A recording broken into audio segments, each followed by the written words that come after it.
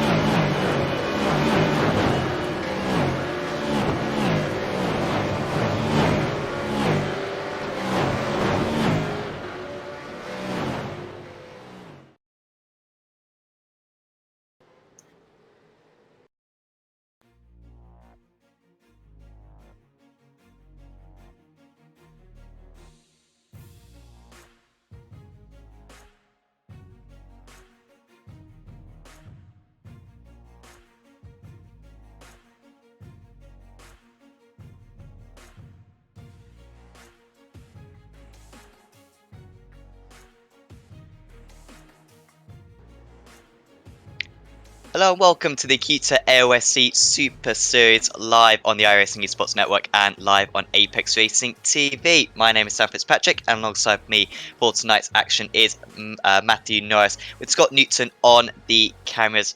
We're here for round 14 of the championship. It is the third to final round of the series. And Noi, Lime Rock Park, it's another slightly unusual circuit that we are visiting. Not easy to overtake, but I think it's one that the drivers know very well, and it's one of their favourites as well. Absolutely, Sam. Everyone basically starts on iRacing at Lime Rock Park, and they learn the circuit inside out and backwards, and then we come here in a big beefy V8. We throw a big difficult car at a tiny twisty track. Definitely, it's going to be a massive challenge for the drivers today to be able to negotiate this place. And should be 61 laps of action coming up for you in tonight's race. This is the third final round of the season. We should probably give a shout out to all the sponsors that make this championship possible. Of course, Acuta Solutions, the title sponsor, providing rigging hardware and safety equipment. Next Level Racing, working on racing and flight cockpits, and have also provided a direct drive base to a driver this season. Britzy Raceware, providing custom sim and real racing gear. Motor Simulations, you have VR racing centres across Australia. Night Rider Designs, who create personal liveries for drivers and teams. Many of them are out on circuit today. Wolf Graphics, who do personalised stickers and signs. Sam Blacklock Media, who will be doing the race highlight photos post-race. That will be on the AOSC Facebook page. And also Race Management Service for helping out with the live race control and setting up the sessions as well. We're currently in a 20-minute qualifying session. Then we have had pre-qualifying already. So the top half of the drivers got into this top split of the event. And so it is really the best of the best in this race today. Last time out, Noi, it was a fantastic round of the championship. We saw United Simsports once again coming out with the race win on that occasion. Issues for Logitech G Altus Esports, however, going into this third to final round, James Scott still holds quite a healthy advantage in the championship. He does hold a healthy advantage. I did, in the end of last week's call, we sort of did get it wrong a bit. They were under investigation for an exceedance of laps in the endurance, sorry, in the race, but that was put off. So we got that bit wrong in the end. Yeah, so a little bit of a change to the that was a crazy end to the race. It really did sum up the event. 4 safety cars, I think, they got on that occasion. So James Scott then top of the standings, as you can see, 600 points clear of Andrew Gilliam in second place. Of course, the job score starting to help Gilliam, who didn't take part in a few rounds of the championship earlier on this season, so the job scores really have boosted his championship so far. They also finished second place last time out, did Pursuit Sim Racing. And then it's John Ross for CNG Sim Racing, Carl Stokes, and Harley Haber, who got his second endurance race win last time. I think he's got 4 race wins this season, I say, but just lacking a little bit of consistency, it seems, in 5th place, and you can see the rest of the order as well. Currently, in this qualifying session, we've got James Scott at the top of the standings again. However, more so than any other circuit, I think it's going to be close this session because it is so short a circuit. I mean, when you're going into a qualifying session, do you look forward to these short circuits because it's that much easier, I guess, to make the perfect lap? However, one small mistake can cost you big time. That's the thing. You want to have a short lap because you can just keep reeling them off and keep having a perfect attempt at it, as opposed to a really long lap like a Bathurst or a Spa, where you've only got 2 minutes, and then if you stuff up, you then have another 2 minutes to get back there. So a short lap is a good lap, but you don't want to make a mistake because that's a short lap to get back to the start finish. Yeah, exactly. Here is Matt Morris just dipping a wheel onto the grass, which does absolutely surround this Lime Rock circuit, and again going too wide, and that may even be a 1x as well. It can't pick up any of them on your lap. He still improves, to be fair, does Morris. I think he remains in 13th place, but that was a good lap from him. You just wonder if there was a bit more time available for him, if he could have got the power down slightly more for those final couple of corners. Got 3 more minutes of this qualifying session to go, and of course, once the drivers have completed once the timer has ticked down, they can complete the lap that they started. Can these drivers? So still a bit of time for them to improve. It's all very clumsy over the chicane. It is a good addition, it must be said, compared to the historic layout. It's that much safer. I think there's a slightly smaller risk of big incidents, but that new chicane that they've installed is ever so difficult, and the curves are very intimidating. It's I found it really horrible as a curve to get used to. You've got to get the car perfectly aligned on the left before you make the sharp turn to the right. And then you've got that really tight left after the first initial right. So you've got this curve they're jumping over now that is really super difficult to get right. So if they get it right, they're doing a fantastic job. The point I was going to make is, how about the congestion on this circuit? It's only a 50-second lap, and the cars queuing at the beginning of Morris's lap there out of the pit lane was phenomenal. Yeah, of course, that's just going to cause the tyres to cool down, and you do not want cool tyres at all in iRacing with this new tyre model. So that's not going to help the drivers too much for their peak performance either.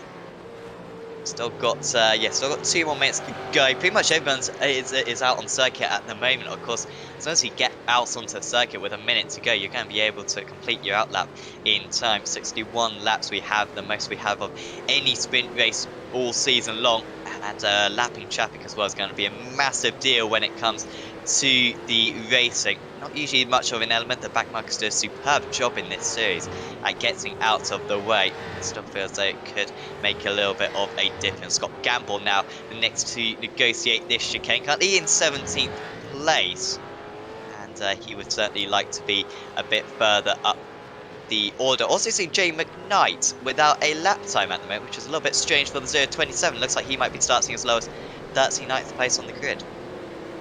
I think Jamie might be suffering a bit of connection issues tonight, so I think he might be just listed there, but might not actually make the start.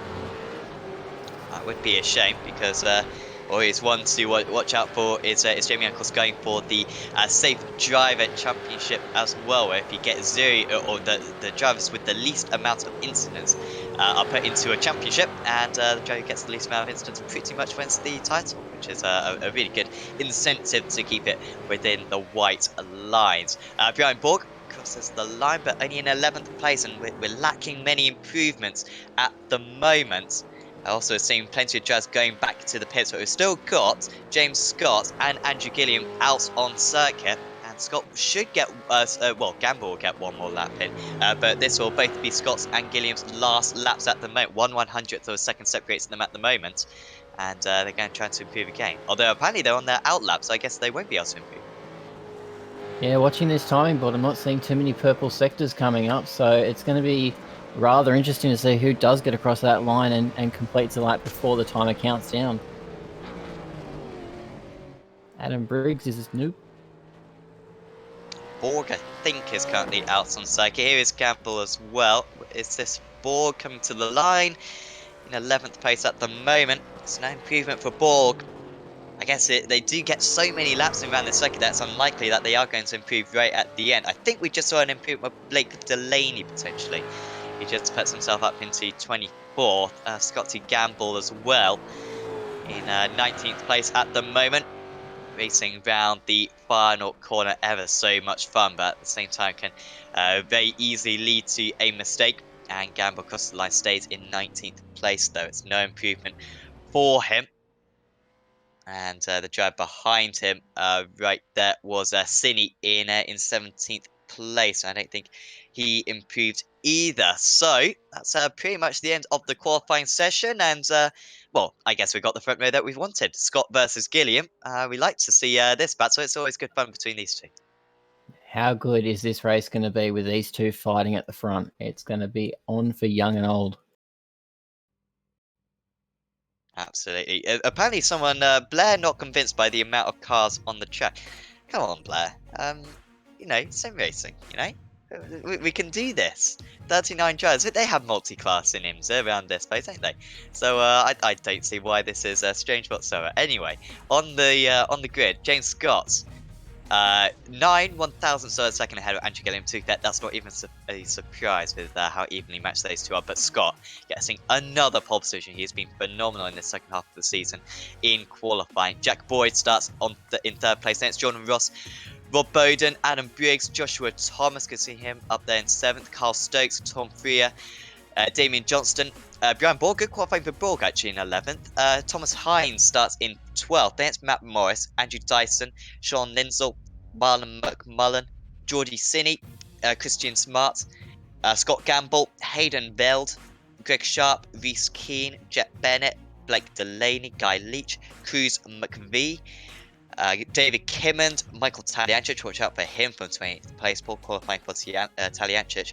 Then it's Michael Whiting, Dan Goosey, Chris Barnes, Roy Clark, David Coleman, Simon Veyer, Tony Gapper, Blair Walton, Dave Baldock, Andrew Johnston, and at the back of the order is Jay McKnight, who we don't think will take the start, unfortunately, which will be a little bit of a shame, to be honest, for Jamie. But I certainly do watch out for this start. Going to be one of the most important starts of the season. It's not a terrifically long run down to turn 1. However, as the driver on the inside, Scott should have the advantage. You've got to go a very long way round. I'm pretty sure Gilliam would be happy to stay in second place. He's been lining up in second place for the last few races, has Gilliam, but has got a reputation for dropping down to third in the first corner. He cannot afford to let Scott get away.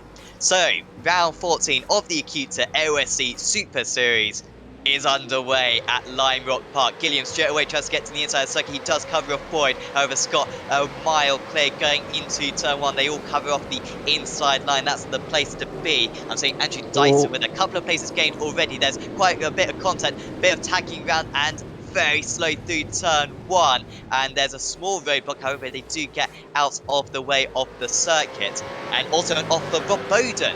He started up in the top 10. He started in about 5th place, did Bowden. However, he is slipping down the order at the moment, so massive shame for him at the moment. But out in the lead, it is James Scott with a 0.7 lead over Gilliam, and pretty much everyone has gained a place after that incident for Bowden. Marlon Mcmullen as well, up 4 places up into 12th. He's the best starter out of the top 20. Yeah, it was definitely one of the ERT cars that got moved sideways through that opening stanza, and that wasn't quite exciting for them. The action on track is pretty exciting though, with those opening laps coming through. They're all very tightly battled around this tight, twisty Lime Rock Park as they head into the first corner, the big bend. And now this is where overtaking is going to become really tricky. There's just no real open areas around this circuit. You've got the chicane, which is certainly a possibility, because pretty much if you stick your car down the inside, there's nothing that the outside car can do. It's so narrow through here. And also turn 1 is probably the most easy spot. But apart from that, it is going to be tricky. Expect drivers to come in for mega undercuts, especially with the traffic we're expecting later on. Drive the penalty then for Matt Morris. He is, so Morris will drop way down because of that. Morris already down 5 places, in fact, down to 18th place. So he'll be right plumb last. He will almost be a lap down by the time he serves that. I guarantee he'll be a lap down by the time he's out of that pit lane. Exactly. It is such a short circuit, and it's fantastic to have a unique circuit as well on the calendar. Fastest up of the race for James Scott, no surprise. Lighting up the timing boards. I guess Gilliam's only chance is to stay close and hope for an error or hope for some kind of stretchy mistake. But Scott has been superb so far this season. Taliancic, you can see, about to go a lap down. And he's had a miserable start, has Taliancic, down 10 places after an already poor qualifying. Flash of the lights from James Scott. Yeah, Gillingham's going to have to want to stick close to him here and not make a mistake. His best chance, like he said before, is that undercut. If he can find the space on the track to get out and beat James Scott in the pit lane, that's going to be his best chance if you can't beat him on circuit. So Tajic, I'm sure, will get out of the way, but Michael just seems to be offline, and this is very unusual for a driver who is extremely competitive. Of course, has got many podiums in this series before. Scott's going to go for it, and Tajic does the right thing at getting out of the way. However, Gilliam gains a few tenths of a second. The gap was over 1 second, back down to 7/10 now. You can see on the timing board how there's really not much of a gap between any of the drivers up in the top 6. Scott Gamble, I believe, just getting past Hayden Veld for 20th place, so that's a little bit of a change for Gamble after a slightly poor start on his part. So he's back up into the top 20 now. There he is.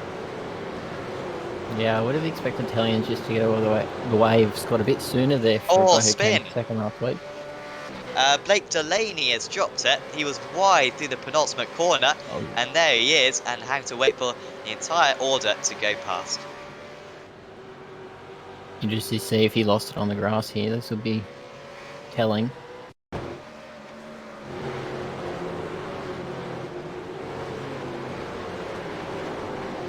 It's always the grass around this circuit. It is so tricky with the needed time model, as we say over and over again on the esports network. But it is very much prevents you from going off the circuit, as if a wall was there, because it's almost just as treacherous as if there was a bit of arm coat surrounding the circuit. And now Simon Bayer behind David Kimmond, who has got a bit of damage. There's a bit of a queue forming up now behind the car 717. There's a bit of a lineup going on there with Simon Vella, Michael Whiting, Guy Leach. They're all just building up, waiting to have this move, have this lunge. But that's the problem with a tight and twisty lime rock is, like you said before, there's only a few opportunities to have that lunge. Down here at the chicane, you leave the outside car with not much room to move, and that's an option. Or you could try over at the final corner on the circuit, but it's a single file line through there.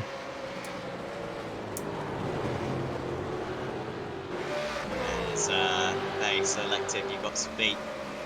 And if you can afford, if you can make the tyres last in this first stint, or make the tyres last in the second stint, then that could be your best opportunity at perhaps gaining some places later on, because on track it is going to be difficult. However, the 5x4 car, Sean Linsell, took a start for Linsell, but he is really under pressure from Dyson currently in 14th place, just sitting behind him, along with several others, Smart and Cine and Sharp as well.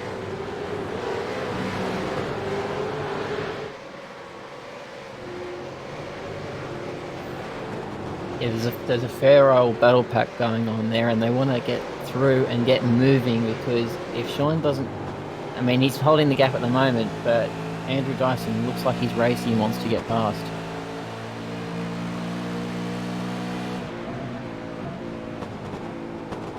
Doesn't make the lunge there, but he's got the nose up there, looking for the opportunity to make the dive. Come around the long second sweeper.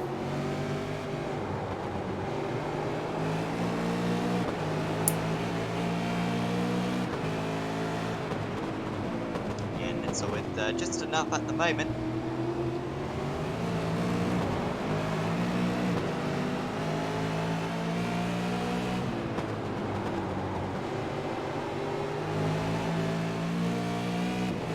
So we're about to start lap 10 of this race then. In fact, the race leader's already actually signed that 9th lap of the event. And we've got a few of these trains forming up at the moment.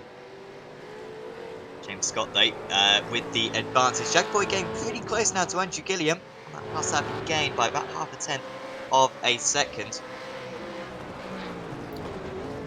Remember how close Gone Rogue were at Imola last round out, so they'll have some unfinished business behind Andrew Gillingham in the Pursuit Sim car there.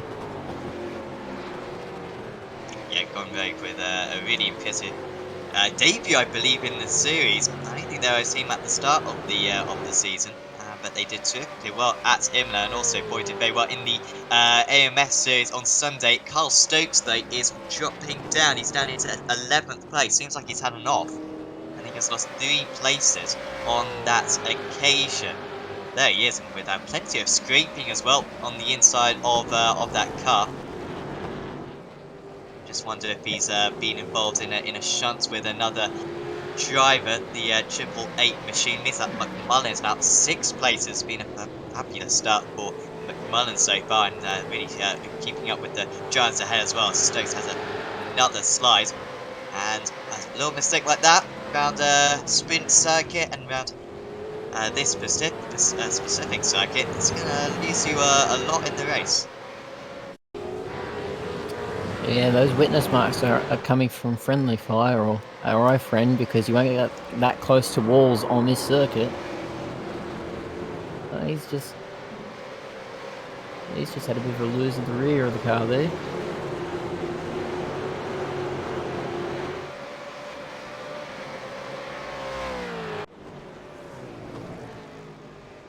Interesting.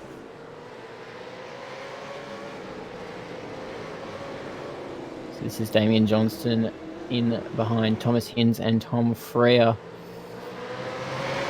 with Marlon Mcmullen behind him. So this is a tight little battle pack. Ryan Borgoff in the distance there.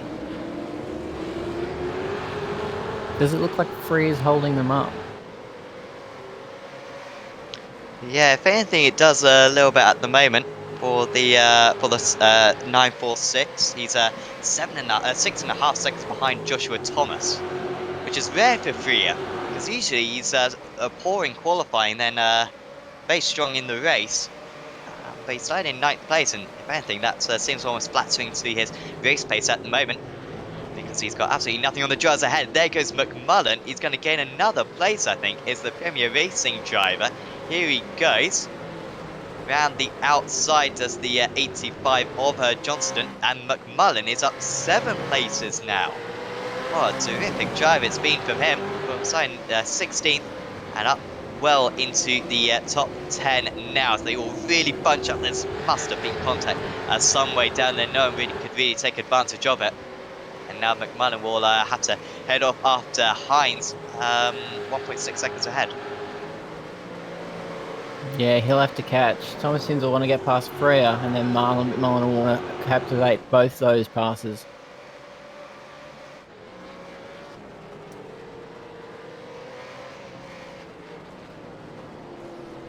So Boyd has dropped off the back of Gilliam then, so back up to 1.4 seconds there. And now we got Ross, who's just lost a quarter of a second to Briggs on that last lap. This is the battle for 4th, and Briggs really strong through the chicane. He's not going to be far off going into the penultimate corner of the lap. You can see plenty of overcast for these drivers, so the track temperature, I doubt, is too hot for these drivers. There should be plenty of grip. That's a good run for Briggs. He's going to be almost within passing range for turn 1, but it's not much of a braking area. So far, moves at this corner have been at a premium. And yeah, he wasn't close enough right here. Maybe even turn 2 has seen a couple of moves so far. Here comes Bowden. He's going to do it at the penultimate corner. And he gets past Stephen Veyer right there. Simon Veyer, apologies. And Bowden back up into 22nd place. But it's far away. It's a long way away from the 5th place in which he started.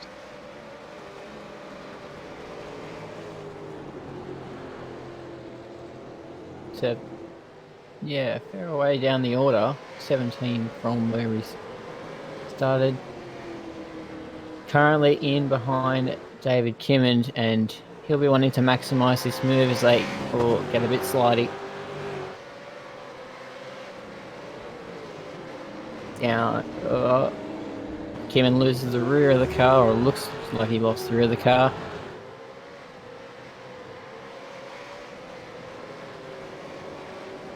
Nicely done for Bowden down the inside there.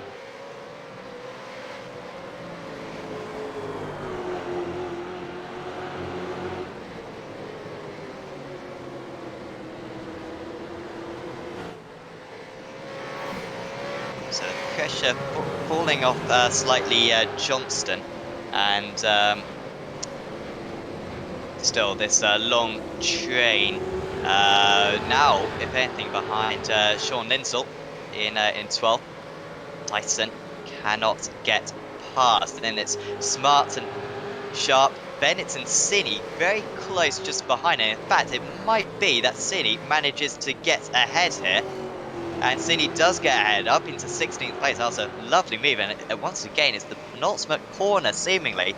The run from the chicane. If you can get the power down in these powerful supercars, then that run down into the penultimate corner really does open up an opportunity. And Cine taking advantage of that there. So he's up into 16th place now. Got 1.9 seconds to catch up to Greg Sharp up ahead. Yeah, it's really becoming a battle of if you can get that turn 4 chicane right, you're going to have a great strong run down to that penultimate corner. So we see Jet Bennett following Joy City. He'll be wanting to get that position back. He won't want to give it up easily. But it looks like he's just lost a couple of tenths there to John City, so maybe he might have to just hold station and try and make it up in the pit stop.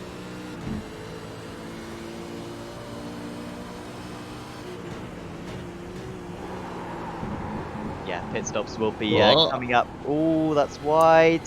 And Bennett gets straight back past then. So mistake from Signier. Now he's dropped behind Gamble as well. I think he was fortunate because he fell onto the grass right there. And could have gone quite easily, could have gone a long way off the track. But instead he stays pretty close to the perimeter of the track. And he only drops down those couple of places. But it's so easy to make a mistake. Here comes the 74 car then of Barnes, along with Morris, who of course had to serve that drive-through penalty earlier on. And he's right in the midst of things right now. Morris does get past Barnes, as they also get past one of the back markers. Was doing pretty well to get back up to 24th place after the collision they had earlier on. He came into the pits for the drive-through back when he was in 18th place, so he hasn't actually lost that much places. He has lost plenty of time though, obviously. But doing well right now to bring himself back up the order. Yeah, that penalty probably would have energized him, and it seems like he's really looking racy now on the track. So he'll be making his objective to get back to where he was, or back to better than where he was. So it's going to be a long old night for Matt Morris, but he'll get there eventually. Yeah, I wonder if it might be worth him coming into the pits pretty soon.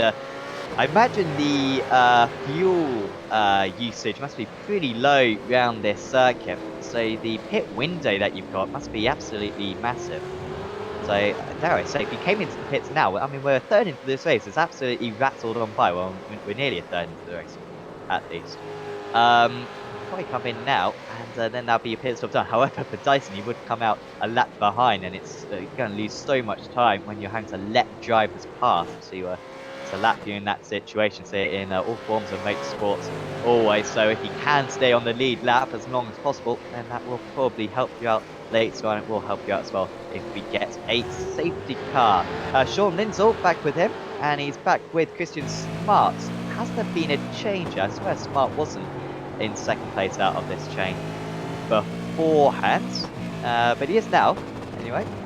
And Greg Sharp as well in 14th place, but still no change. Good run there for Smart. Managed to get the slightly more power for the final corner, and he's gesturing to the inside. It is so easy to outbrake yourself. Oh, Smart nearly back there. Nearly was outbraking himself there, wasn't it? So, but it's really easy to outbrake yourself at that turn 1 because it's cambered, isn't it? It's banked, if anything.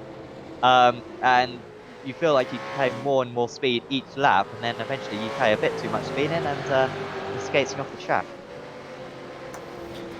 Yeah, he definitely he popped the nose to the inside, and that alerted the car ahead to note that he's there and that he wants the move done. And that sort of forced Linsell into making that slight mistake, which if you can get on the wrong side of that camber, you are headed to Grass City, and Grass City is not fun in a big, heavy supercar. Yeah, absolutely. You want to avoid that at all cost. I mean, you can really lose 10 seconds or so if you do go off the grass at that first corner of the lap.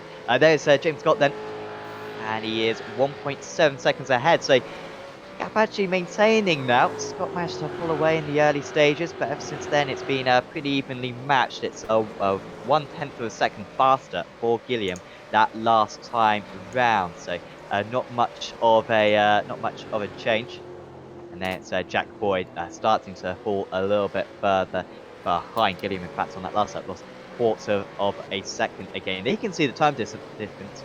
So Boyd taking a hefty amount of time out of Gilliam on lap 20 with a clear mistake from Gilliam, so lap in the mid-52s. But apart from that, he's been losing considerable amounts of time at a pretty short circuit. The top two very much in a class of their own today. No Harley Haber, unfortunately, taking the grid today. I have no doubt that he would have been fighting it with these top two. But with the grid as it is, seemingly no challenges for the two favourites in this series. Yeah, that's right. We've got Gillingham and Scott going for it, and then further back we got Boyd trying to join this battle. They were very pacey last round out at Imola, so he'll want to be up there and fighting with them. The best thing for Gillingham and Scott to do is to try and run away with it. And as you can see on the live timing, their sectors are very close together, so they're having a good run of it. This McMullen.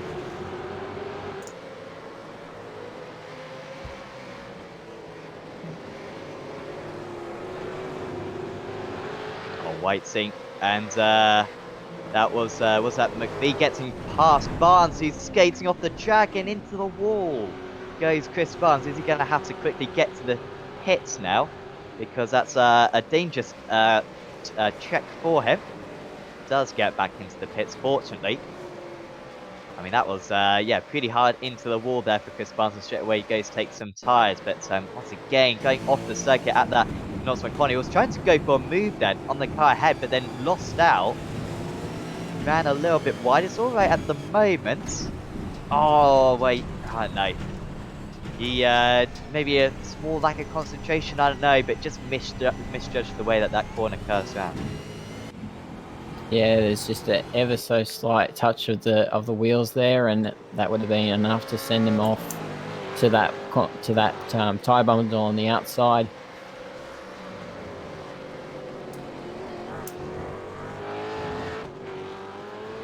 So another driver suffering damage. The drivers do get a fast repair in this series, so that will help them out, I guess, in that situation. You'll almost certainly take it at your one and only pit stop. And remember, we do get safety cars in this championship as well. We saw one at Summit Point on the opening lap. We saw 4 at Monza. Apologies for Imola. Tom Freer, by the way, is back into the pits. But if we do get a safety car, then it's usually best to pit under the safety car, because the drivers are usually running at a slower pace. Safe to say, if there was a safety car, expect everyone to come into the pits right now, and a safety car will occur if we if a driver has to stay back to the pits, which is pretty unusual around this circuit due to the fact that the track is so short. You're never too far away from the pit entry. Greg Sharp as well coming into the pits. Tom Freer is coming out. I wonder if he's going to come out around these guys. He's just coming out of the pits there, and that is a lot of traffic for Tom Freer. He's got fresh tyres, but it's not going to be easy for him to get past these 3 or 4 drives ahead of him.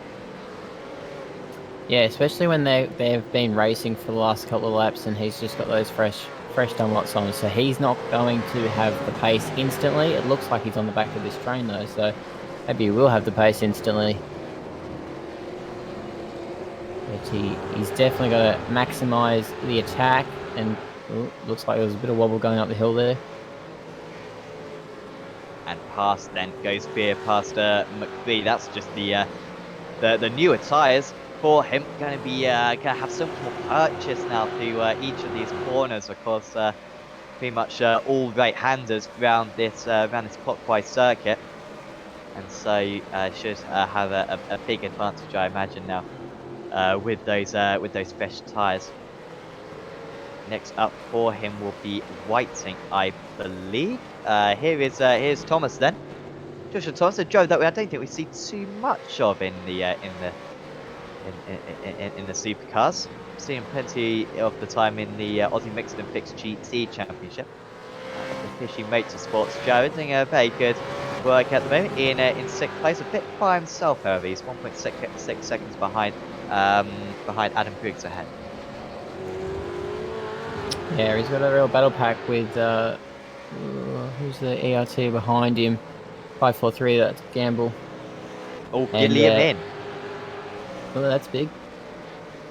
So he's I mean, this is big from Gilliam. I guess it's not that early in the race. We are on lap 28. I mean, the laps just go by so quick. We are nearly halfway through this sprint round of the championship. But this race is only going to accumulate to about 50 minutes. Well, which you seems did extremely small. You did allude to it earlier. The pit stop window for them is at laps 19 to 42. So it's a massive pit window, and we're definitely in it now at lap 28. Yeah, lap 28. So they're in the pit stop window. So it's going to be a long run home. Gilliam with quite a bit of free track. Has Scott come into the pit? Scott is into the pit. So this has got to be the lap of Gilliam's life if he's going to take the lead here. He was stationary for 15.78 seconds, which is pretty quick. The fastest we've seen, to be fair, is 14.37 from Chris Barnes. But if Scott is stationed for half a second longer than his rival, that might be enough. Gilliam didn't really have the slipstream for that entire stint, so I doubt he's been able to save a whole lot of fuel. However, he has had a clean lap, a clean out lap. As the drivers ahead of him come into the pits, this could be the change for the lead. Scott on pit exit at the moment, and Scott will just about be ahead. That was pretty close for him. Gilliam is behind, but Scott just had that cushion before the pit stops to stay ahead. He's got those cold tyres, so this is going to have to be a lap that he's going to be super careful about so Gilliam doesn't get a single sniff at a mistake. Because if he finds one, he will take every opportunity he's got to get past Scott on this lap. So Scott was actually stationary for nearly a second longer, and yet the gap coming out of the pits was pretty healthy. It was about I think it was about 2 seconds before the pit stops. It's now 1.3, so I think it's come down a little bit. But I think that may have been Gilliam's one big chance, and as long as Scott remains error-free to the end of the race, another race victory should be his, which would just take him one step closer to that title once again. Thomas Hinds now into the pits, means that Brian Borg, after a stunning race, well, has it been a stunning race for Borg? Oh no, he's in first place anyway for Borg, and now 7 seconds clear of the rest of the order, and with a little bit of clear air. However, going this long is going to affect your track position most likely, so he's going to have some overtakes to do later on. As you can see further down the timing, he's going to have to extend that margin so he slots into one of these spots further down the list, probably about 10th or 11th at the end of it. But yeah, he's going to have, this is going to be his best opportunity to make positions if he can get some good, clean, solid laps in and not be impeded by traffic. Christian Smart has got a drive-through penalty for causing a collision. That was a couple of laps ago. Smart down into 21st place now, so he's already lost a few places, I believe. No, I guess he, I mean, he was in 14th place earlier on, so I guess he will get relatively back to that place once all the pit stops are complete. But that's not what Smart needed. I imagine he'll probably come into the pits right now, maybe on the next lap, because we want to get that sorted. And he does go back to the pits, at least it's quite a short pit lane. Around this track, we've also got Hayden Veld and Darren Goosey into the pits, and race leader Brian Borg as well, so James Scott will take back the lead of this event as Delaney, he's going to get past Michael Whiting. This is pole position, both of which are yet to pit, and Delaney with a basic move into the chicane. It was a bit of a fishy situation with both the Fishy Motorsports cars, but Delaney's definitely got ahead of Michael Whiting there, so they'll sort of that. They will have sorted that out hook, line, and sinker. And that's all the fishy puns I can find before Whiting ducks into the lane for his pit stop. That was impressive. That was very impressive to be fair. Um, so yeah, a few drivers coming in. By the way, Gideon set the fastest lap of the race a couple of laps ago. First man into. He wasn't the first man into the 50s, but one of only two men into the 50s. Him and James Scott, believe it or not. And Gideon with a 50.8, the fastest lap of the race at the moment. Unfortunately, then followed it up with a pretty rubbish lap time, a 51.8. So he lost a second, and then on that lap, 51.4, lost another half second. So the gap was down to 8 tenths. It's back to 2 seconds now. Wonders Gideon will be a little bit frustrated with that. There you are. Well, I'm not sure how effective that is. Apparently, it was up to 2 minutes 47 at one point, which I seriously doubt was the case. But there we are. Now that is the change from the laps 30 to 32, so you can see how it has significantly increased. It's maintained, it must be said, on this tour of the circuit. So Matt Morris still yet to pit, Blake Delaney yet to pit, and Tony Gaffer. Those are the three drivers in the top 20 places who have still got to make their pit stop. Now, Morris would have had that pit stop penalty, the drive-through earlier on before, so he'll be wanting to make as many positions as he can before losing it all again in the stop. It won't be effective for him. Is that Hinz following Thomas Hinz into the turn one. So he's going to want to pressure down with Mcmullen behind him. Just wondering, is it worth really Morris fighting these guys? I think he's just been overtaken by him.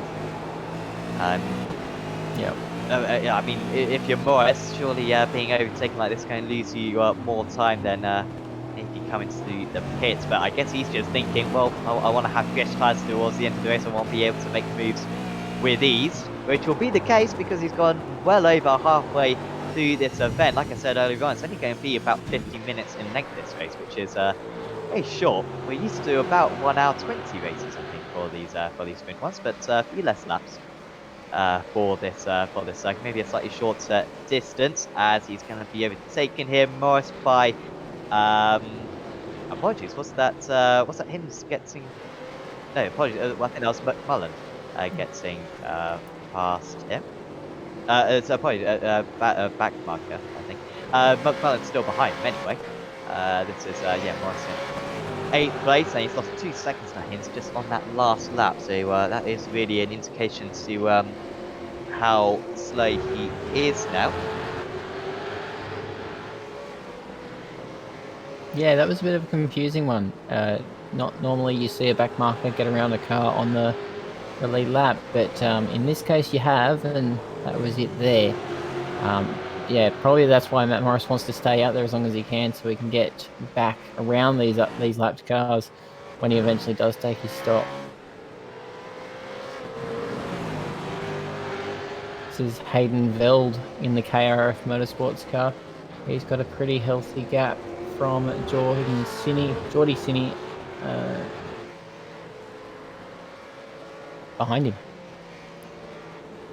Cini with a fantastic overtake, I seem to recall earlier on in the race. He managed to get up into 16th place, I think, for a bit, but he's in 22nd now for some reason. I'm also seeing Christian Smart just passing Roy Clark. That's the battle behind them in 23rd. So Smart after that drive-through penalty earlier on, making back a couple of places. This is how Cini has gained for the past few laps, despite the fact that Veld set his fastest lap of the race, still being caught on that lap 34.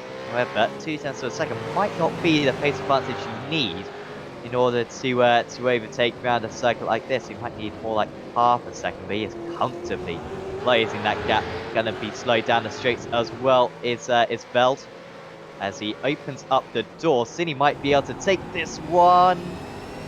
Well, I thought that was going to be a proper overtake down the inside, but it's not much of a braking opportunity now. Are we going to see him move into turn 1? I swear we've barely seen him move into turn 1 all day long. I think we're going to see one on this occasion, though. If anything, it's going to be a move down the start-finish straight, because there goes Cini straight past into turn 1. To be fair to Veld, he tries to try to hang it round the outside, but it's not going to happen for him. And Cini back into the top 20 places then after dropping down earlier on. Delaney has also come into the pits. Blake Delaney, for his first pit stop in that minute. He's in 25th place now, is Delaney, so quite one place lower than he started. And, well, we are still waiting for Tony Gaffer to come to the pits, and Roy Clark. They are the only two guys yet to come into the pits at this pretty late stage of the event. Yeah, there's a few laps remaining before their pit stop window's out, but they are getting towards that tail end of that pit stop window now. I think it was ending at 42, so being on 38, we're almost there. Gaffer does finally come into the pits. Then where did Scott come out of the pits? Just trying to. Sorry, it was Matt Morris. Apologies. 18th place was Matt Morris. That's not too bad for Morris actually, because they appeared on lap 36. Remember, he started in 13th place in Morris, then dropped down to 18th with a first lap shunt. Then had a driving penalty which dropped him outside the top 30. Then proceeded to get back up to about like 24th, and now he's 18th. I don't really know how Morris has done that, but too, his pace must have been pretty good on those old tyres, and now he's going to be very quick towards the end of the event. Going to be chasing down the likes of Reece Keane and Rob Bowden. He's only got, and I don't usually say only got 21 laps, because usually that's a significant amount of time, but around this place it's not. Only got about 20 minutes of this race remaining in order to go catch them up. And now we are properly getting into what we were talking about earlier on, the lapped traffic. I wonder if we could get the track map up, see where everyone is scattered around. There's a bit of a break there down the pit straight, very convoluted though, with drivers in the latter part of the top 10 and also in the 20s as well. And this pack is pretty close as well. You can see drivers in the late 20s and also mid-teens, all trying to negotiate one another. If you were a real estate agent, you'd call that a hotly contested market, because there is not much real estate out there. It is absolutely jam-packed. It's creating some great battles, but some of the cars are so out of sequence with the others that you've just got no hope to make any moves, because you're not sure who's where and what lap they're on. This is really when the F3 screen helps. No further action between 289 and 74. I'm not sure who that is. Chris Barnes and Cruz McVie. Those were the two drivers, so no further action there due to being contact. So thanks to the stewards for updating that.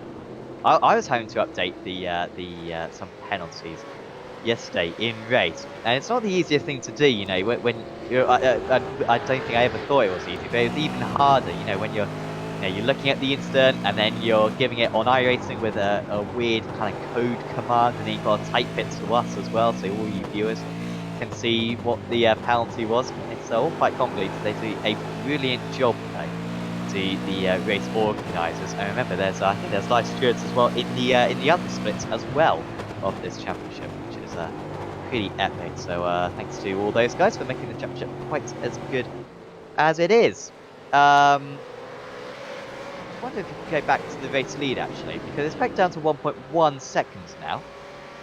So it's a bit closer. There we are. Gap's coming down a bit, but now they have got a bit of clear air in front of them. A bit less traffic for the next few laps. Yeah, you can see the sectors are closing ever so, or the lap times are closing over these past couple of laps ever so slightly, but they're not closing by much.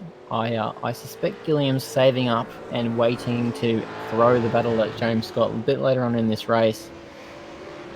Interesting fact about Andrew Gillingham is he actually spent the past week working with Will Power for the Supercars E-Series, so he's been playing with some heavyweights of real-life motorsport. So. Wow, awesome. Yeah, I assume he was showing Power the way, or do you know how the power dynamic was between those two? Because Gilliam's pretty quick. I think I think Will Power's very fortunate right there to have a coach such as Gilliam. Yeah, I want to hope it was Gillingham showing Will the way and not Will showing Gillingham the way, because I've not seen willpower versus James Scott in a while. Gilliam, 8/1000 faster through the first sector. I think we must only have 3 sectors.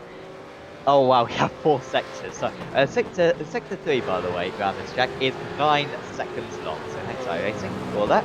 We are on the Esports Network, so hopefully they're watching. Come on, guys, with 2 sectors around this place. 2 sectors. Heck, you don't even need sectors. It's 50-second lap.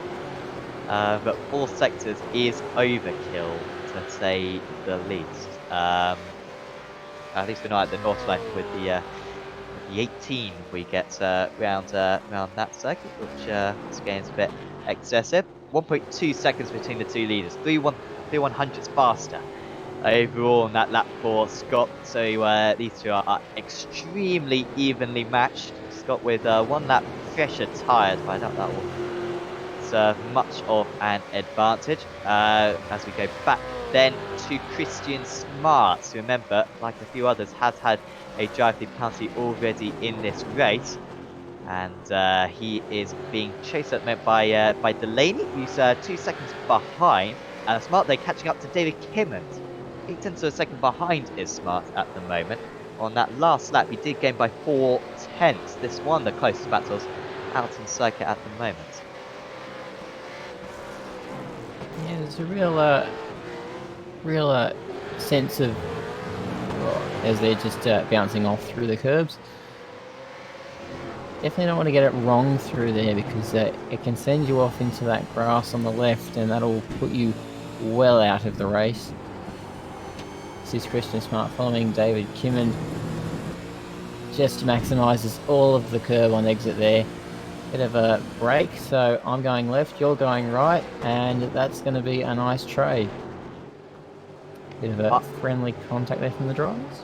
I don't think I've ever seen a series where the back markers are any better. I really do think they do a remarkable job, and I think that, again, must go down to the race director slightly for making the rules so clear. But just everyone knows what to do, and it is, controlled chaos. I'm sure that is going to be a jinx now in America, so James Scott gets kicked out by back marker. But I really do think they do an awesome job, because this is the 14th round of the championship that I've commentated on, and I'm yet to see a big incident with a front runner and a back marker, which is something that we see constantly in official days and constantly on other championships. So no, it is really impressive.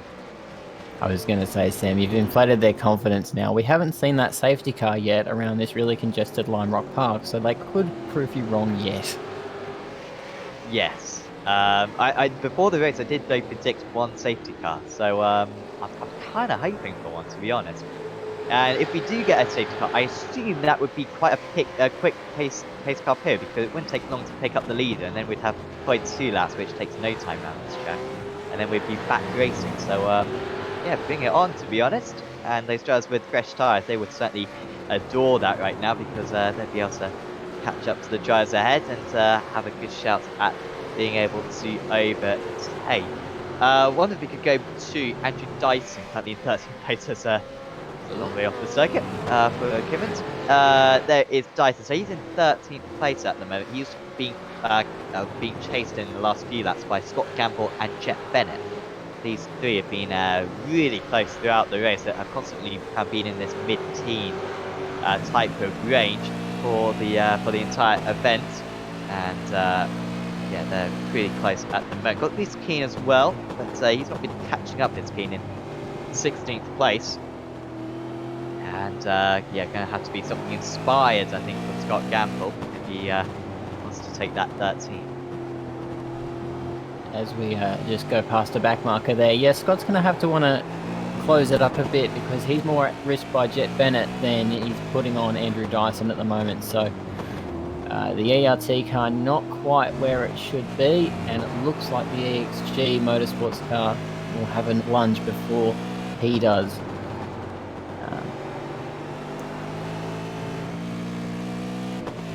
They're making great pace around this tight, twisty track, though. It's very, very close lap times, as they're all filtering down the board of about 51, 50, 51.6 for most of them in that battle pack. There you can see the track temperature, 30 degrees. It's but it's staying cloudy at the moment. Is our weather man Scott Newton. However, it's looking a bit more sunny. Certainly was cloudy earlier on, so maybe that's just taking a little while to update. All this information, of course, is from our iRacing, but using the SDK software. So if you do check it out at sdk.co.uk or .com, whatever their website is called, because they help us out with all these graphics, and you can tune in for the live timing. A little bit late now, but there is a link in the description. You click on that link, and it sends you to the live timing page. And you can see all the lap times for the drivers when they came into the pits, and all the gaps between the drivers as well. It is some very useful kits. So certainly, if you've got like a tablet or your phone or an extra monitor, do certainly check out that one. No change at the moment. Nothing really jumps out at us as a imminent change of position. Out in the lead, by the way, James Scott now even further up ahead. Gap's up to 3 seconds between the top 2 drivers. Gilliam losing 1 second on that last lap. I think a lot of it is coming down to the traffic at the moment, but this is daunting for Scott. I mean, he must be looking at that and thinking of all the ways that this could go wrong, but so far he's been superb through the traffic. Barely lost any time, but to get to these later laps, these back markers, I imagine, will be more and more reluctant to let the race leaders go.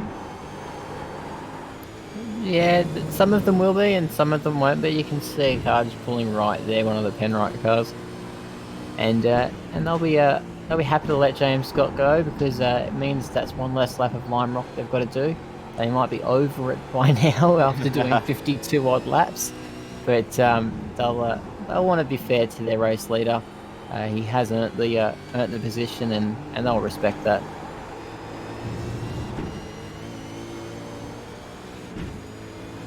So certainly the first car that Scott had to get past was very easy. Gap that back down to 2.7 seconds. Just feels though surely it can't be this easy for Scott, because hasn't been as dominant as he's been in recent rounds. Even Imola, I mean, he was absolutely stunning at Imola before they had the engine failure. But he was superb there, and Phillip Island as well. He was really good. Road Atlanta, he was fantastic. He's really sent it to a new level after maybe being beaten fair and square in the mid part of the season. Ever since Belle Isle, really, he's just been a class above everyone else. That 1 week break going into Phillip Island seemed to perhaps do him a bit of good, and maybe being able to put a bit more time into practice, because he's been brilliant for Logitech G AOSC Esports ever since then. Tony Gapper, he was the last driver to come into the pits for his first pit stop, or certainly one of the last drivers.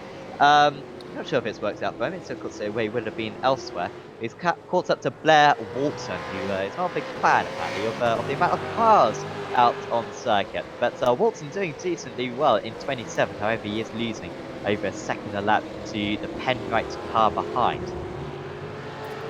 You can understand where Blair's coming from when the car's up to, I think it was 9th or 10th or 12th, where Gamble and Jet Bennett are all being lapped now by our leader. But yeah, it's a tight, twisty circuit, but that's one of the benefits of having a multitude of circuits on iRacing. Unfortunately, Blair, so that's the way it's got to go. I think this is getting close. Andrew Dighton, so this is now with 13th then. And Dighton not letting Scott go yet. The gap's down to 2.6, so not much of a gain so far for Andrew Gilliam. I'm sure Dyson is just saying, well, hang on a moment, I'll let you pass in a moment. Apologies, already getting past now, has James Scott. I'm getting confused with the team changes. Why can't they just stick with one team for the season? But of course, the Logitech G AOSC Esports liveried car is ahead of Dyson, so actually you can manage to get past pretty quick. And Gilliam getting the gap down, like I said, to 2 seconds, but look at all the cars he's got to overtake now. Scott, I think, if anything, has been the best driver out of the two. Traffic, and of course he got the job done in qualifying, beating his rival by 100th of a second, and has had the measure for this entire event since. He's only got 6 more laps to go once this one is concluded. Jack Boybo is still in a comfortable third. We have got Joshua Thomas and Thomas Hinds catching up to one another a bit now. 6th and 7th. I wonder if they're having to negotiate some traffic at the moment. And Hinds getting the gap back down to half a second now. They have got a bit more of a gap now in front of the Fishy Motorsports driver, but Thomas cannot afford a mistake to finish this event. No, that's the thing. You've got to stay on the circuit and you've got to keep lapping as fast as possible, because if you lose even half a second here, you've lost about 5 or 10 places. So you've got to stay on the ball for the entire 61 laps. It makes it difficult going, but that's what these drivers are signed up for. They wouldn't be in this top split if they weren't capable and fully aware of what they've joined into.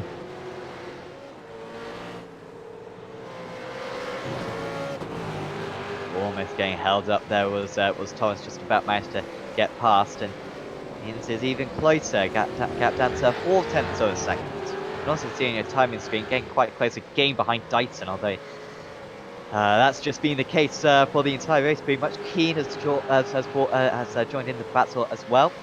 Also, Matt Morris has finally caught up to Rob Bowden. If only Morris had a few more laps, because he's very quick, obviously, with the fresh tyres. If he had another 10 laps, and I think he'd fancy his chance of getting up to Gamble by the end of this one. But I think Bowden will be the one driver he will be able to overtake. He's got 4 more laps to go after this one, 4.5 more laps to go. So he's got to be quick about it. Yeah, the timing looks like he will definitely get by Bowden. He just needs to make sure he optimizes his exits through this corner and definitely the braking down into turn 1. Oh, it looks like he's very close to grabbing the grass there, and you don't want to do that if you're trying to maximize your lap time. We also had Gamble and Bennett getting extremely close for a moment. Ooh, Gamble is under more pressure now than ever. Has Gamble got older tyres? Well, he's got 3 lap older tyres. It's not a big difference. There's just been pretty... as Hinds. I thought that was a change of position. I swear there was for a moment. Maybe did get his nose ahead for a fraction of a second, but Thomas just staying ahead for 6th place. And as the tyres get a bit older, mistakes are going to be that much more common. But and Hinds will certainly take advantage of that if there is one. Yeah, too much curb. Hinds has got a bit of curb there, which has not helped his run. That's further displaced his time to the car ahead, which is Josh Thomas in that Fishy Motorsports car. So it's head down for Thomas Hinds to get that time back. You're going to need to really challenge it. Morris has actually fallen back off again, Bowden, so he's got back up to 1 second. I wonder if there's a bit of traffic perhaps with them having to let past some fast drivers, although they did seem a bit by themselves. Hinds and Thomas are really close again. We might have a change of position for 6th place. Apologies that apologies that was a little bit wrong on our time screen, so that wasn't particularly nice. Anyway, we'll go back to what we were watching. Again, it's really alive in this race right in the final few minutes, but it doesn't seem as though there's going to be that much change. Just like we knew that it was going to be difficult to overtake, and so it has proven.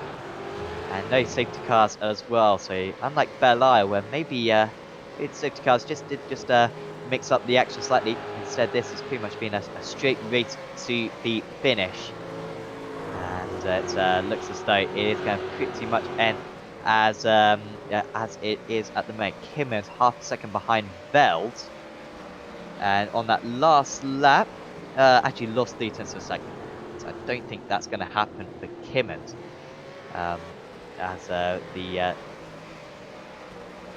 we move on to the final lap then of the race, James Scott's out in the lead still. He's got 1.3 seconds to Gilliam. That gap has gone up and down all the way through this stint. It was as low as 0.8 of a second after a couple of laps. And also Briggs and Ross have all of a sudden got very close to one another. Briggs with a slow final few moments. and he is all over the back. In fact, Briggs has got past Ross. Briggs up into 4th position, so a mistake from Jordan Ross has dropped into 5th right at the end of this race, but out in the lead. It wasn't meant to be for James Scott out at Imola, for Logitech G out at Esports. But today at Lime Rock, he is going to correct that. And after 61 laps of racing, he's going to take round 14 of the Acuta AOSC Super Series. James Scott with another race victory. Andrew Gilliam finishes in 3rd place. Jack Boyd will be in 3rd. And Adam Briggs with a late move. And Ross is still dropping down. Ross is down to 7th place. Has he run out of fuel? He has run out of fuel. And Ross cruising to the line. Can McMullen get to him as well? This will be close for McMullen because it's a long run to the line. Here comes McMullen speeding across. Has he made it? Yes, he has. McMullen takes 7th. And Ross finishes in a very disappointing 8th after running 4th for the entire event.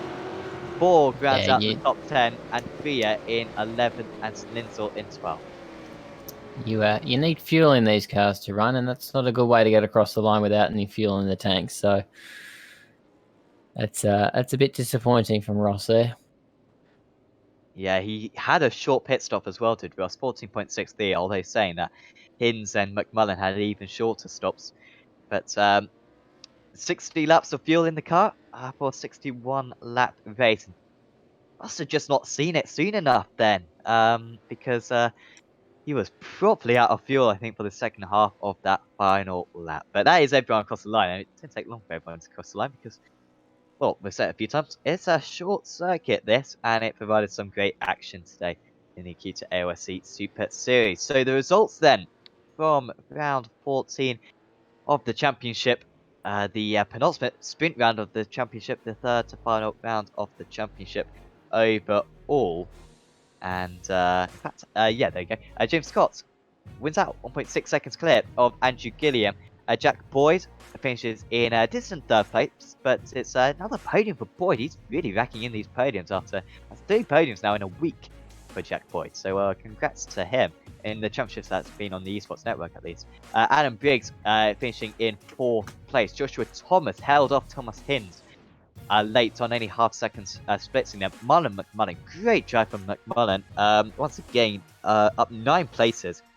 He's a really, got a reputation. We already knew from this season how good he is at gaining lots of places at the start, and he's done it again today. 7th. Jordan Ross runs out of fuel, finishes in 8th place for Synergy Sim Race. That's not going to help his championship.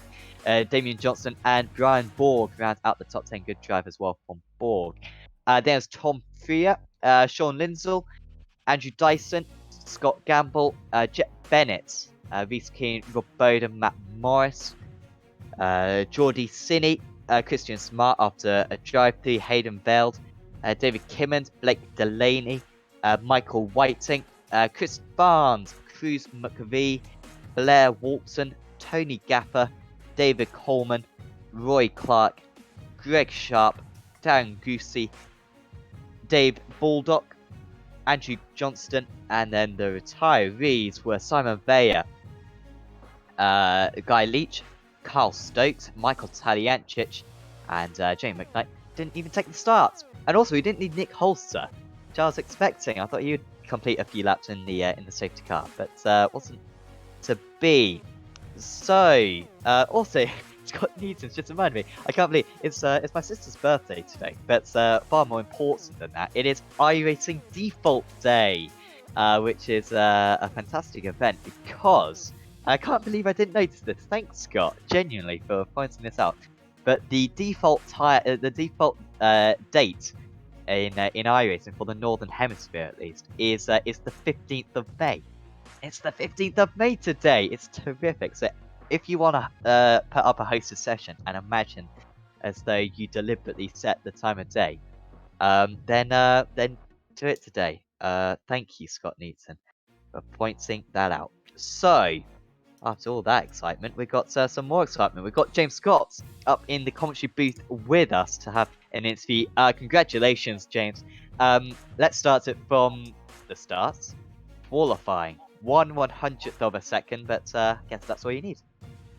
Yeah, that's it. That's all you need. I knew qualifying was going to be extremely tight around here. Been a bit worried about this round ever since I seen it on the calendar at the start of the year. I knew it was going to be pretty crazy. So it was good to get a lap in and start obviously on pole and stay out of the trouble in the opening laps of those tight corners in the middle of the track there. And then we got to the pit stops. I mean, was undercutting an advantage today? Because we always talk about the cold tyres, of course. This is such a short circuit.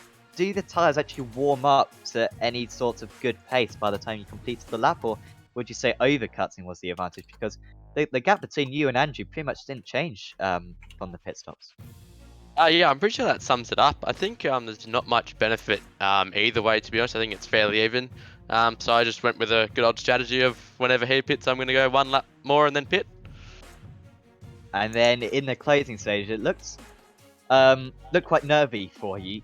You're having to negotiate a lot of traffic, but you seem to always get through it pretty well, and you never got that close. How was it from your perspective dealing with the traffic? Yeah, the traffic was pretty chaotic, probably from about lap 10 onwards. We started catching a few of the guys at the back. They definitely held us up a fair bit, but luckily I didn't get in any bingles and was able to get through it all and bring it home. Absolutely. And now we've got 2 more rounds of the championship. I mean, I can never get my head around the championship points because there's drop rounds and everything.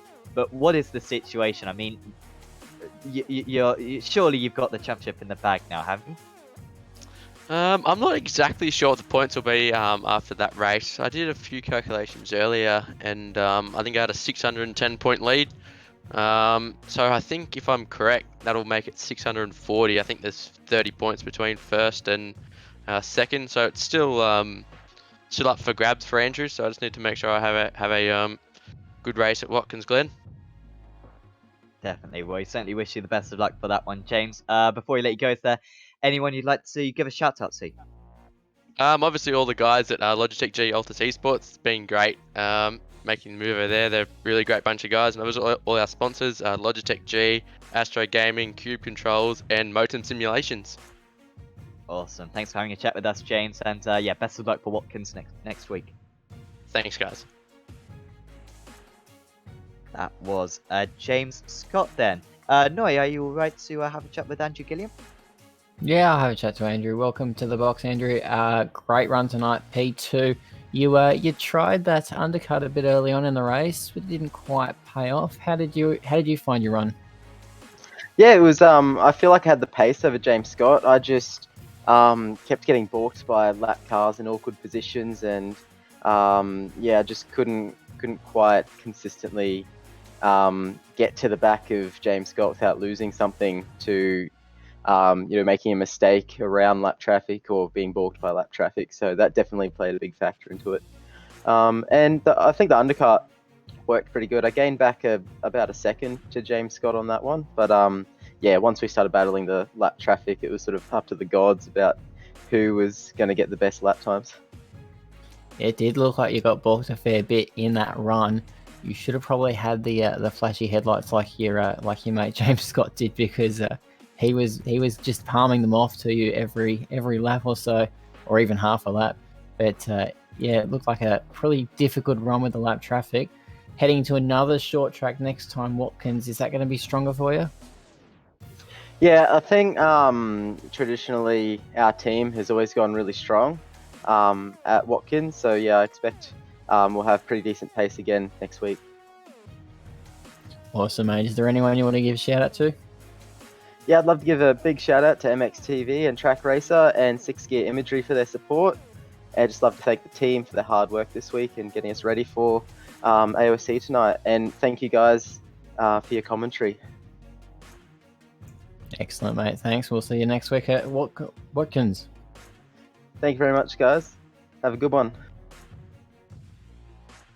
So next up, we have got Jack Boyd in the commentary box. And Jack, we're making a bit of a habit out of this, chatting to you. It's another podium. It's like a bit of a dull race for you. You seem to be, on the most part, by yourself. I mean, how was it from your perspective?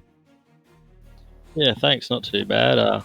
bit of a game of who can pass the traffic the best. But yeah, we've had a really strong second half of the season here.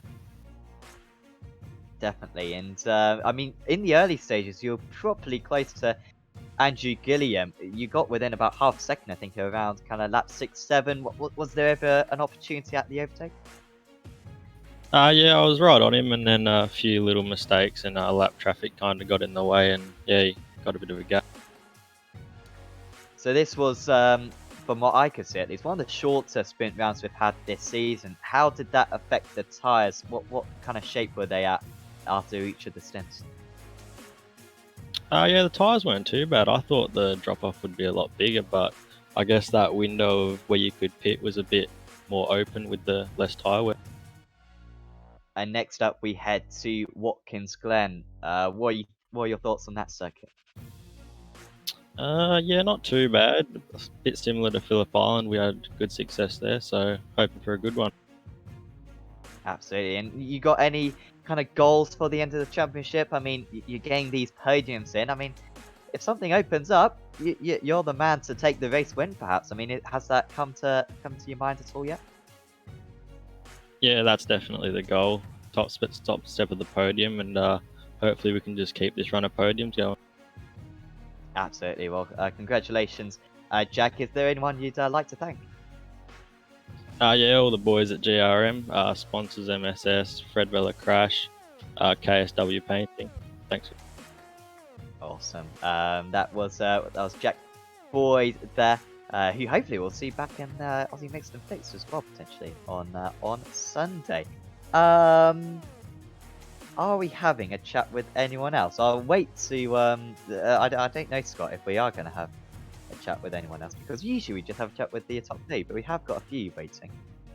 But yeah, we'll have a chat with a couple more guys there. So next up, we've actually got Thomas Hinds in the commentary box with us, and he is standing by with Nori.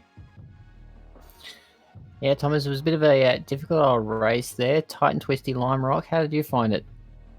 Yeah, good fun. Yeah, just as always with me, I just can't qualify well. It always screws me over a bit. But anyway, yeah, so I wasn't able to get the best lap down. But you know, it was enough to be in the region, I suppose, and managed to survive early on, which was surprising. I figured I'd be dead within a few laps, but managed to be pretty clean. And credit to everyone, really. It was actually a very clean race all around, even from lap traffic, everything.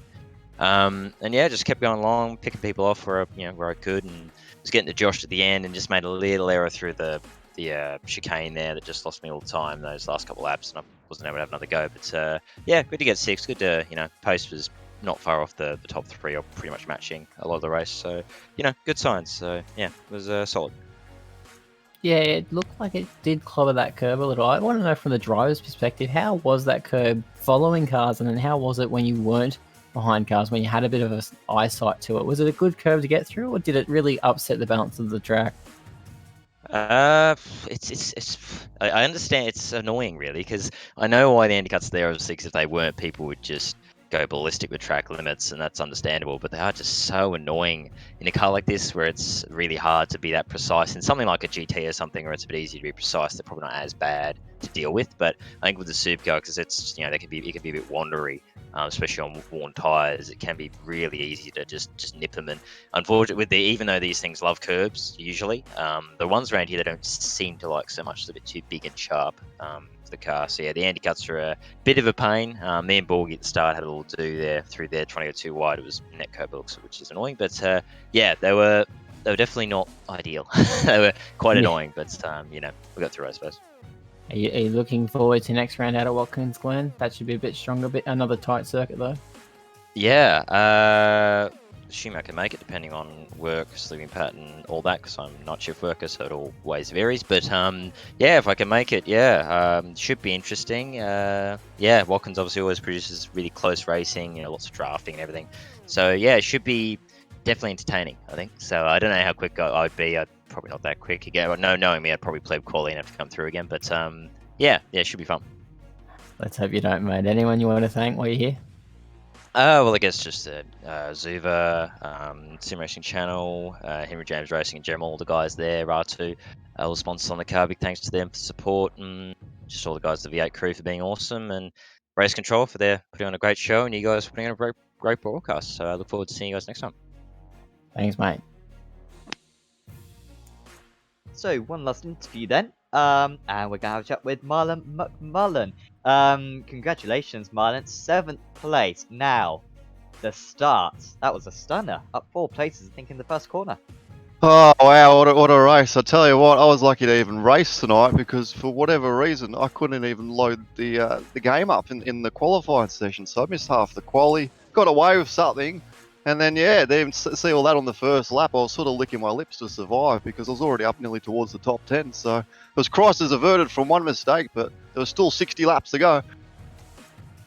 Yeah, and through those 60 laps, I mean, you were kind of just picking off the places early on. It seemed like it was really tricky to overtake for others, and yet you were able to make a couple of really important moves. Yeah, I was a little. It's always hard trying to judge everyone at the start, and I didn't really do many laps practice-wise with cars around me. So that first lap was critical at that chicane because I knew everyone would come to like a sort of funeral procession sort of speed, but I was able to get through all that sort of shenanigans early on, and just sort of tried to bite my time. I sat behind Borgie for a little bit, saving a little bit of fuel, and he had really good pace, so we're able to sort of just pull away from the action sort of pack that was behind us. And yeah, once, Borgie let me go, I was just settling into my own groove, trying to wait for that pit stop and sort of hoping I'd jump maybe 2 or 3 guys in it. And yeah, somehow it actually all paid off. And then right at the end, that must have been pretty exciting. At what point did you realise that you might be able to catch him past Jordan? Well, it was absolutely funny because I was running out of fuel myself, so I was going through my own sort of, looking at the fuel thing rather than the relative, not knowing that there was a car slowing down. But once I sort of saw who it was on the straight, I'm like, go car, go, 2 feet on the throttle pedal, just trying to get there, before the line, and I just got him, and I feel so bad for him because, he's like just, what would you call it, sort of skull dragging the car across the line. So sad to see him end his race like that, but yeah, I mean, I was going yippee-yi-yay after it. Absolutely, and then we've got a few more rounds of the championship to go. Particularly in the team races, you guys have been, really successful getting that, getting a few good results. What are your goals for the end of the season? Any specific positions you'd like to achieve? I'd like to try and get us up towards the top 5. I mean, I've found a bit of pace lately, so it's nice to be gravitating towards the front, compared to the start of my season where it was hard for me just to get any sort of feeling out of this car. And, I changed all my wheel settings and all that, so I've been a lot more chirpy lately, and I guess the results have sort of been showing it. So we'll see how we go for the Enduros. I keep an open sort of mind, and it's a long race. Other than that, I'm just trying to go for that cleanest driver award at the moment. Absolutely. How many incidents did you get today? 0. That's 2 weeks in a row. So that's and Jamie didn't take part tonight, so you must be Yeah. joint lead. So no, that's looking very good for you. Well, congratulations, Marlon. Before we let you go, is there anyone you'd like to thank? Borgie for letting me go early on because obviously, we collaborate really well together as a sort of team. Jamie McKnight for West End Mazda for sponsoring us. Sam Blacklock Media for a bit of sponsorship on the car as well. And, you guys for putting on the broadcast, Nick for putting on the series, and, everyone for tuning in, just sort of rocking up each week. Thanks for watching because it's always fun putting on a great show. And tonight I put on a great show finally, so hopefully I can go back and watch it on later. Absolutely. Well, thanks for having a chat with us, Marlon, and best of luck for the final couple of rounds of the championship. Yeah, we'll try to go for that Safe Driver Award. Cheers, boy. So that was Marlon Mcmullen. By the way, that safe driver, I think I mentioned it earlier on. So if you get the least amount of incidents of anyone in a round of the championship, you get a point basically towards that specific championship. And the drivers with the most points win out. I think Marlon is up to 5 points now potentially with that, at least 4 or 5 after he got a bonus point as well for Imola. So no, he's looking pretty strong for that one. I think there is a prize as well on the cards if you can win that. So he's certainly looking very good there. Now once again another very good round of the championship. Next up we head to Watkins Glen. I'm not sure what the track layout is. I assume it's going to be the boot layout, but Well, that's one that everyone knows. Is it used much in the Aussie community, and is it used much in supercars racing as well? I think it's actually the Cup layout. At least that's the one that says is Oh, on the okay. schedule, and that is extensively used. A lot of people there's a split sort of opinion. A lot of people like the boot. A lot of people like the Cup. My personal fan favorite is the Cup layout. It's so tight and twisty. If you get the lap right, you're going to have a fantastic run. And yeah, there's nothing better than doing a great lap time around Watkins Glen. We've just got contrary the stuff from Scott Neaton saying classic boots. In fact, it is. Oh, So I'm not quite sure. Unless I don't know, unless he maybe meant something else. To be fair, you might well be right, no. To be fair, it is the Cup circuit, but no, that should be epic. Another short circuit as well. Apologies, Scott Newton's favourite is classic boots. That's what he meant. So we are on the Cup layout then. Only a handful of corners around that place. It's going to be another short lap time, just as it was today. That's going to be epic. So that's the penultimate round of the championship then, of course, coming up next week. We've then got Bathurst the week after, and that will be an enduro 650 kilometers, which will be pretty incredible for the final team race of the season. So 2 rounds of the Acuta AOSC Super Series to go this season 8. So certainly hope that you will tune in for both of them. Of course, we've got the sponsor still to call out. Of course, Acuta Solutions. Big thanks to them, the title sponsor for this championship, who provide rigging hardware and safety equipment. Next Level Racing, working on racing and flight cockpits. Britzy Racewear, who do awesome custom sim racing and real racing gear like gloves and boots and maybe race suits. I'm not sure about race suits, but certainly gloves and boots they are very good at. Motor Simulations, you have VR racing centres across Australia. Night Rider Designs, you have who create personal liveries for drivers and teams on iRacing, so certainly give them a call if you need a skin for iRacing. Wolf Graphics, who do personalized stickers and signs, which look absolutely terrific, because they sent me some, which had my name on it. It was awesome. Sam Blacklock Media, who will be doing the race highlight page, certainly check them out on the AOSC Facebook page after the race is complete, and also Race Management Service for helping out with live race control and setting up the sessions. Really is very helpful from those drivers. From those guys. So if you've enjoyed this video, please do leave a like on it, and also subscribe to the iRacing Esports Network. There's plenty more action coming up, including loads of V8 action coming up in the next few days, I'm sure, as well. So certainly keep your eyes peeled for that. We'll also be back as well for the Aussie Mixed and Fixed GT Championship. Certainly recommend checking that out in a couple of days' time. That will be Sunday evening for you Australians. Kind of Sunday midday for Europeans. Also do check out Apex Racing TV, because that is our kind of local channel. We do some stuff on the Esports Network. We do loads more stuff on Apex Racing TV, lots of which features real life drivers as well. So I certainly recommend checking that one out. That will be very good. So yeah, subscribe to that, subscribe to the Esports Network, and you will not miss a single race, which would be all very good. But thanks to Matthew Noy for helping out today, co-commentating with myself, Sam Fitzpatrick. Scott Newton has been on the cameras, and we'll see you back then in 1 week's time for the penultimate round of the AOSC Super Series, sponsored by Acuta. See you then.